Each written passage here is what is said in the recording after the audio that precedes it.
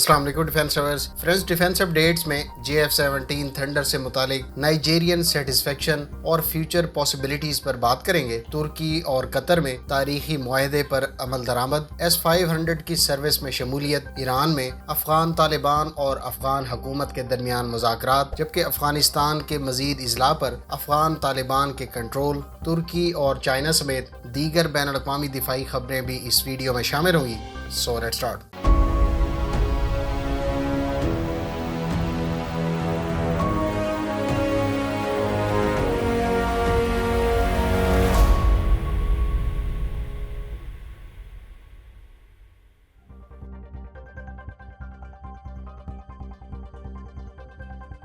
Friends, Afghan حکومت اور طالبان کے نمائندے ایران کی میزبانی میں منعقد ہونے والے مذاکرات میں شرکت کی غرض سے تہران پہنچ گئے ہیں۔ ایرانی دفتر خارجہ کے بیان کے مطابق دونوں فریقین کے مابین مذاکرات کا عمل وزیر خارجہ جواد ظریف کے خطاب سے شروع ہوا۔ جواد ظریف نے اس موقع پر کہا کہ افغان عوام اور سیاسی سربراہان کو آج اپنے ملک کے مستقبل کے لیے اہم فیصلے کرنے چاہیے۔ مذاکرات کی میز کی واپسی اور سیاسی راہیں بہترین متبادل ہونے کا ذکر کرنے والے جواد ظریف نے بتایا کہ ہم افغان گروہوں کے مابین درپیش بحران کے خاتمے کے لیے اپنا تعاون فراہم کرنے کے لیے تیار ہیں۔ اطلاعات کے مطابق افغان حکومتی وفد کی نمائندگی سابق وزیر خارجہ یونس قانونی، جبکہ طالبان وفد کی نمائندگی تنظیم کے سیاسی بیورو کے نائب صدر عباس استان کیزی کر رہے ہیں۔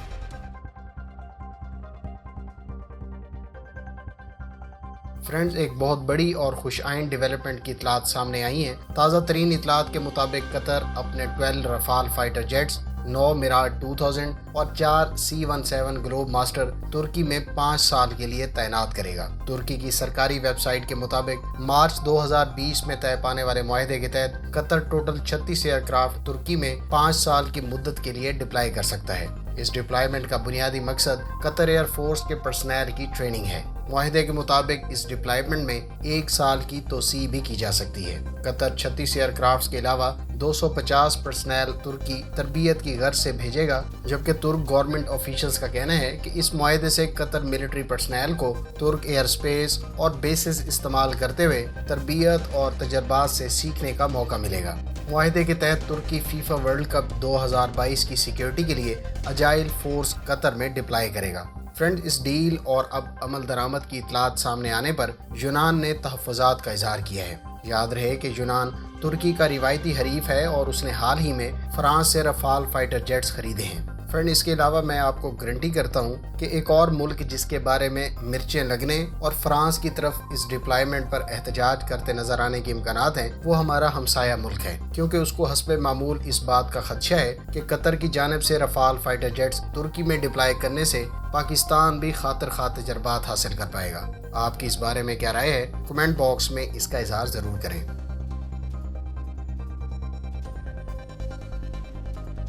فرینڈز، رشین حکام کے مطابق S-500 ایئر ڈیفنس سسٹم نے تمام ٹیسٹ مکمل کر لیے ہیں اور اب یہ سسٹم سروس میں انٹر ہونے کے لیے تیار ہے۔ S-500 ایئر ڈیفنس سسٹم نہ صرف ایئر کرافٹس، میزائلز اور ڈرونز کو انٹرسیپٹ کر سکتا ہے، بلکہ لو آربٹ سیٹلائٹس کو بھی نشانہ بنانے کی صلاحیت کا حامل ہے۔ S-500 ایئر ڈیفنس سسٹم کے چند سیمپل یونٹس اس سال سروس کو فراہم کر دیے جائیں گے، جبکہ سیریل پروڈیوس بیٹریز کی ڈلیوریز 2025 میں شروع ہوں گی۔ S-500 کے بارے میں اطلاعات ہیں کہ گزشتہ ٹیسٹوں میں اس نے 480 کلومیٹر دور ٹارگیٹس کو انٹرسیپٹ کیا تھا۔ S-500 کا رسپانس ٹائم 3 سے 4 سیکنڈ ہے، جو S-400 کے 9 سے 10 سیکنڈ سے آدھا ہے۔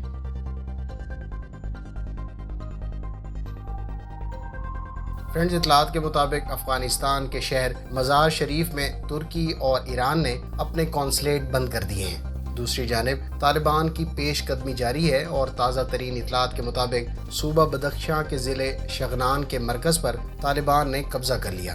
وہاں تعینات افغان سیکیورٹی اہلکار ہمسایہ ملک تاجکستان فرار ہو گئے ہیں۔ ادھر افغانستان کے نیشنل سیکیورٹی ایڈوائزر حمداللہ محب نے کہا ہے کہ ملک بھر میں طالبان کے خلاف آپریشن کا آغاز کر دیا گیا ہے، جس کا مقصد طالبان کے قبضے میں جانے والے اضلاع کو واپس لینا ہے۔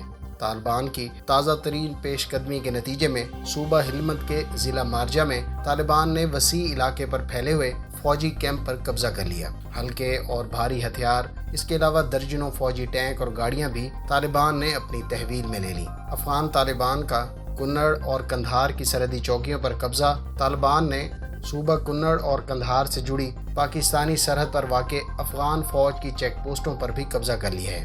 دوسری جانب افغان صدر نے اپنی نااہلی اور افغان فورسز کی نالائکی چھپانے کے لیے افغانستان میں خون ریزی کے ذمہ دار طالبان اور پاکستان کو قرار دیا ہے۔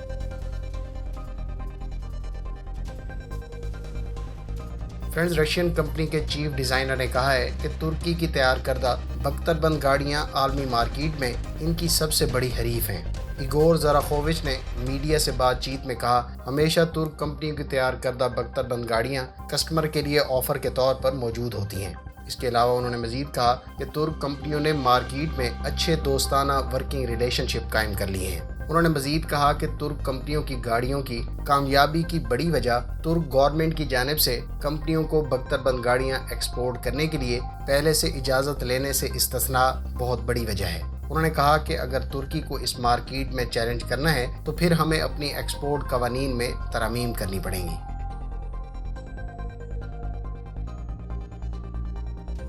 فرینڈز، چین کے heavy military transport aircraft کو چائنیز ایئر فورس میں سرو کرتے ہوئے 5 سال مکمل ہونے پر اس ہیوی ٹرانسپورٹ ایئر کرافٹ نے سنکیانگ ملٹری کمانڈ کی لائیو فائرنگ مشقوں میں حصہ لیا۔ ان مشقوں میں Y-20 نے اٹیک ہیلی کاپٹرز کے ساتھ شرکت کی۔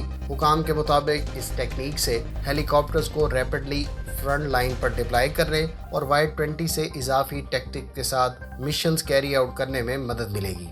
یاد رہے کہ اس لائیو فائر مشقوں میں Y-20 ٹرانسپورٹ ایئر کرافٹ کے علاوہ Z-10 اٹیک ہیلی کاپٹر اور Y-9 ٹرانسپورٹ ہیلی کاپٹرز نے بھی شرکت کی۔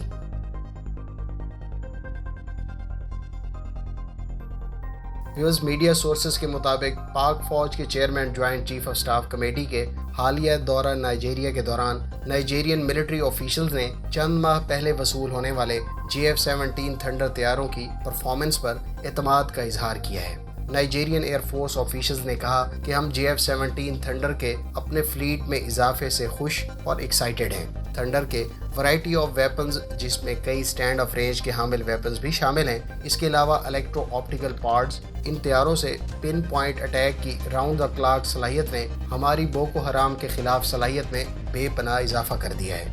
واضح رہے کہ نائجیریا تھنڈر کے ابتدائی 3 ایئر کرافٹس کے بعد مزید یونٹس بھی اکوائر کرنے کا خواہش مند ہے۔ فرینڈز، نائجیرین حکام تھنڈر کی کاؤنٹر انسرجنسی آپریشن صلاحیت سے بہت متاثر ہوئے ہیں۔ افواج پاکستان کی نائجیریا کے ساتھ کوآپریشن صرف ہتھیاروں کی ایکوزیشن سے متعلق نہیں، بلکہ پاکستان نے بالکل سری لنکا کی طرز پر نائجیریا کی کاؤنٹر انسرجنسی صلاحیت میں بھی کافی ہیلپ کی ہے۔